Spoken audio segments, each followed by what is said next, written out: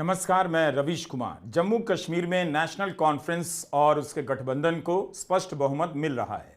उमर अब्दुल्ला के मुख्यमंत्री बनने का ऐलान भी कर दिया गया है। नेशनल कॉन्फ्रेंस के गठबंधन को यहां 49 सीटें मिली हैं। उमर अब्दुल्ला जम्मू कश्मीर राज्य के मुख्यमंत्री रह चुके हैं और अब जम्मू कश्मीर केंद्र शासित प्रदेश के मुख्यमंत्री बनेंगे। धारा 370 के हटने के बाद जम्मू कश्मीर में यह पहला चुनाव था।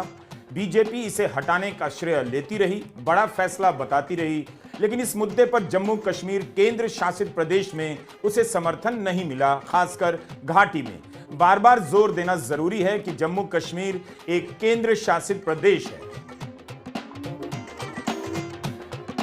मोदी सरकार ने राज्य का दर्जा बहाल करने का आश्वासन तो दिया था, मगर कब बहाल होगा किसी को पता नहीं।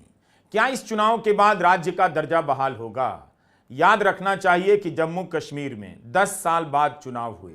क्यों हुए? क्योंकि सुप्रीम कोर्ट ने सितंबर तक चुनाव कराने के आदेश दिए थे। अगर कोर्ट का फैसला नहीं आया होता तो क्या चुनाव होता भी?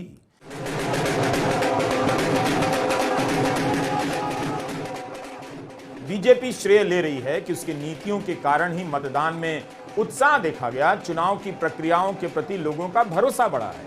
लेकिन उसके प्रति घाटी में भरोसा क्यों नहीं बढ़ा? मतदान तो खूब हुआ है, लेकिन लोगों ने बीजेपी को समर्थन क्यों नहीं दिया?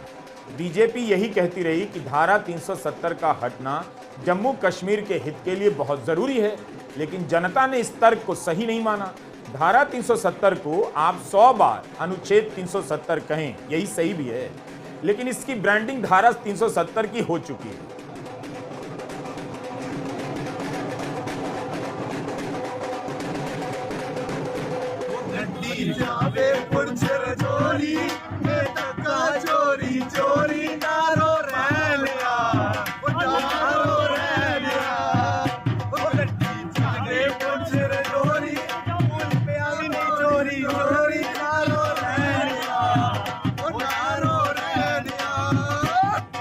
इस मुद्दे को उठाने वाली या इसे हटाने का अपना सबसे बड़ा फैसला बताने वाली बीजेपी जम्मू कश्मीर के चुनाव में हार गई है, ऐसा आप कह सकते हैं।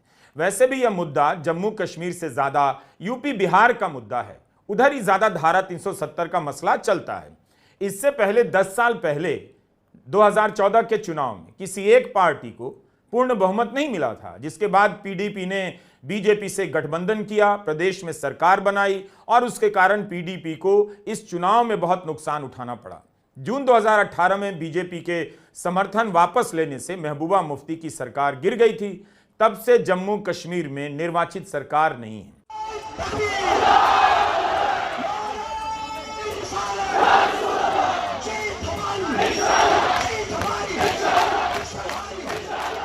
उमर अब्दुल्ला गांदरबल और बडगाम दोनों ही सीटों पर आगे चल रहे हैं, उनके ही जीतने की संभावना है। गांदरबल की रैली में उमर अब्दुल्ला ने अपनी टोपी उतार दी, जिससे जनता भावुक हो गई। उमर अब्दुल्ला भी भावुक हो गए। उन्होंने कहा, मेरी दस्तार, मेरी इज्जत, मेरी टोपी आपके हाथ में है। जनता ने उन्हें निराश नहीं किया, जबकि लोकसभा में उमर अब्दुल्ला बारामूला से चुनाव हार गए थे। उमर अब्दुल्ला के अगले मुख्यमंत्री होने की घोषणा कर दी गई है। चुनाव की स्थिति स्पष्ट होने के बाद जेकेएनसी प्रमुख फारूक अब्दुल्ला ने कहा है कि राज्य का दर्जा बहाल करना बहुत जरूरी है और मुझे उम्मीद है कि इंडिया गठबंधन हमारे साथ इसके लिए बराबर की जंग लड़ेगा कि जल्द से जल्द यहां राज्य का दर्जा बहाल हो। मैं समझता हूं उमर अब्दुल्ला मुख्यमंत्री बनेंगे।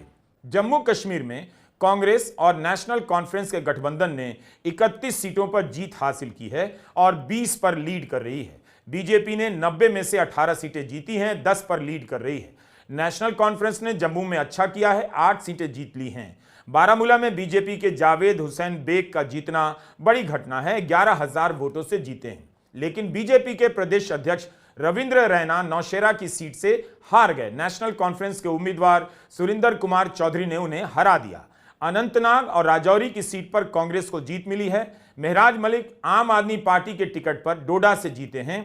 उन्होंने भाजपा के जीएस राणा को 4,500 से अधिक वोटों से हरा दिया। हार के बाद बीजेपी के अध्यक्ष ने इस्तीफा दे दिया। इसी के साथ आम आदमी पार्टी ने 5वें राज्य में अपना खाता खोल लिया। सीपीएम नेता एमवाई तारिगामी ने कुलगाम की सीट जीत ली है। वे 5वीं बार इस सीट से जीते हैं। 2014 में भाजपा को जम्मू इलाके में सभी सीटें मिल गई थीं। उस समय बीजेपी और पीडीपी ने एक साथ मिलकर सरकार बनाई थी।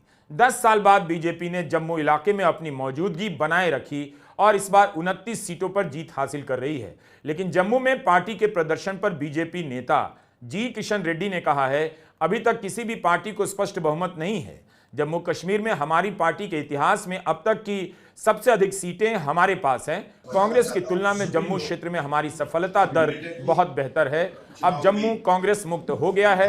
उन्होंने जम्मू में केवल 1 सीटें जीती हैं। हम 68% की स्ट्राइक रेट के साथ 29 सीटों पर आगे चल रहे हैं। चुनाव के रिजल्ट्स के आधार पर अभी थोड़ा क्लियर मेजॉरिटी कोई पार्टी नहीं है। अभी हम चाहते थे एक स्टेबल गवर्नमेंट हो, एक परिवार मुक्त गवर्नमेंट हो, भ्रष्टाचार मुक्त गवर्नमेंट हो, एक विकास युक्त गवर्नमेंट हो। हम बहुत प्रयास किया है। मगर आज मैं कह सकता हूं, जो भारतीय जनता पार्टी पहली बार जम्मू कश्मीर हिस्ट्री में सबसे ज्यादा सीट्स हासिल किया है। जम्मू में कांग्रेस का प्रदर्शन अपने सबसे खराब स्तर पर रहा है। 29 में से कांग्रेस का मात्र 1 उम्मीदवार जीता। सभी प्रमुख नेता और 2 कार्यकारी अध्यक्ष चुनाव हार गए। जम्मू इलाके में कांग्रेस सिर्फ राजौरी की सीट पर जीत पाई। 2014 में 5 सीटों पर जीती थी। कांग्रेस के इफ्तिखार अहमद ने बीजेपी के विबोध गुप्ता को 1400 वोटों के अंतर से हरा दिया। कांग्रेस के लिए जम्मू में प्रदर्शन बहुत खराब रहा है। 2014 में कांग्रेस को पूरे जम्मू कश्मीर में 12 सीटें मिली थीं। इस बार कांग्रेस को कुल 6 सीटें मिल पाई हैं। वोट प्रतिशत भी 18 से घटकर 12% पर आ गया है। यानी हरियाणा की तरह कांग्रेस को जम्मू कश्मीर में कुछ खास नहीं मिला।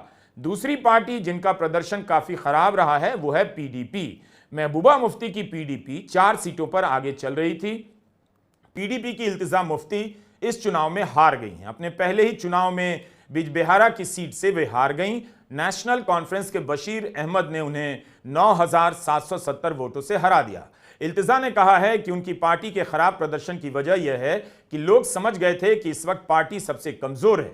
पीडीपी के लिए यह अब तक का सबसे खराब प्रदर्शन बताया जा रहा है। 1999 में इस पार्टी का गठन हुआ। इसके बाद से पहली बार पार्टी इस कदर हारी है। महबूबा मुफ्ती ने कहा है, हम सकारात्मक विपक्ष की भूमिका अदा करेंगे। निर्दलीय और छोटी पार्टियां 7 सीटों पर आगे हैं। जब तक हम इस वीडियो को रिकॉर्ड कर रहे थे, लानगेट सीट से इंजीनियर राशिद के भाई खुर्शीद अहमद शेख चुनाव जीत गए हैं।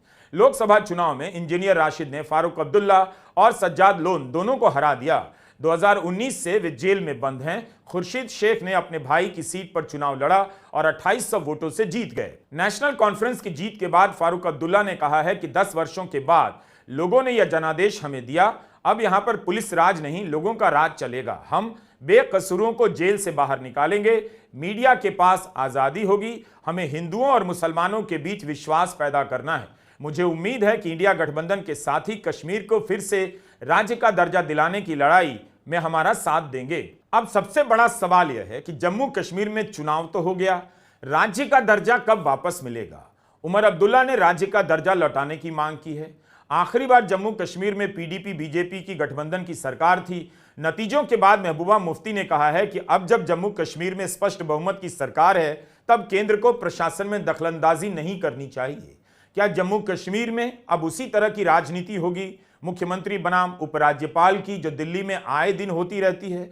चुनाव से पहले केंद्र ने जम्मू कश्मीर के उपराज्यपाल को कुछ अधिक शक्तियां दे दी, जिसे लेकर काफी सवाल उठ रहे हैं। रिजल्ट आने से पहले चर्चा चल रही थी कि उपराज्यपाल को अलग से 5 विधायक मनोनीत करने के अधिकार दिए गए हैं। इनके समर्थन से बीजेपी की सरकार बन सकती है, मगर अभी बीजेपी बहुमत से काफी पीछे है, इसलिए शायद ही वो इसके जरिए प्रयास करे। जयराम रमेश ने कहा है कि जम्मू कश्मीर में साझा कार्यक्रम बनेगा। प्राथमिकता होगी कि जम्मू कश्मीर को राज्य का दर्जा मिले।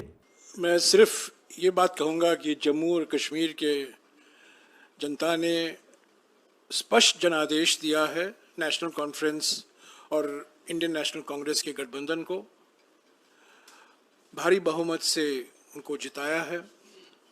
सरकार बनेगी, साझा कार्यक्रम होगा और पूरा प्रयास किया जाएगा, हम पीछे नहीं हटेंगे। इस गठबंधन सरकार की प्राथमिकता यूटी को फिर से पूरे राज्य का दर्जा मिलना जरूरी है और यही प्राथमिकता होगी।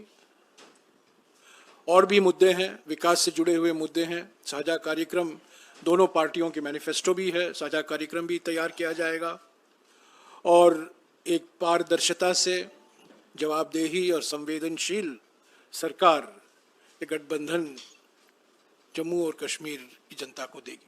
कांग्रेस सांसद मनीष तिवारी ने राज्य के दर्जे को लेकर ट्विटर पर कुछ लिखा है। कहा है कि इस साल जुलाई में जम्मू कश्मीर केंद्र शासित प्रदेश के बिजनेस रूल में बदलाव किया गया। इस संशोधन के बाद निर्वाचित सरकार की हैसियत नगर पालिका की तरह हो जाती है। जम्मू कश्मीर केंद्र शासित प्रदेश के मुख्यमंत्री के पास शायद उतनी ही शक्तियां होंगी जितनी नगर निगम के मेयर के पास होती है। अगर यह संशोधन अस्तित्व में रहते हैं और राज्य का दर्जा बहाल होता है, तब भी मुख्यमंत्री का अधिकार और उसकी हैसियत पहले के जैसी नहीं रहेगी। यह संघवाद के खिलाफ है, ऐसा मनीष तिवारी कहते हैं। उनकी मांग है कि नए मुख्यमंत्री के शपथ ग्रहण से पहले उपराज्यपाल को दिए गए इन अधिकारों को वापस ले लेना चाहिए। जो भी हो, जम्मू कश्मीर में राज्य की बहाली के मुद्दों को अब नई आवाज मिलेगी। जिस वक्त हम यह एपिसोड रिकॉर्ड कर रहे थे उसके बाद आंकड़े बदल सकते हैं, लेकिन एक ट्रेंड देखने को मिला कि जहां पर हिंदू आबादी 90% है वहां बीजेपी ने बड़ी जीत हासिल की है। जहां पर मुस्लिम आबादी 90% है वहां पर इंडिया ब्लॉक को 41 सीटें मिली हैं। नमस्कार, मैं रवीश कुमार।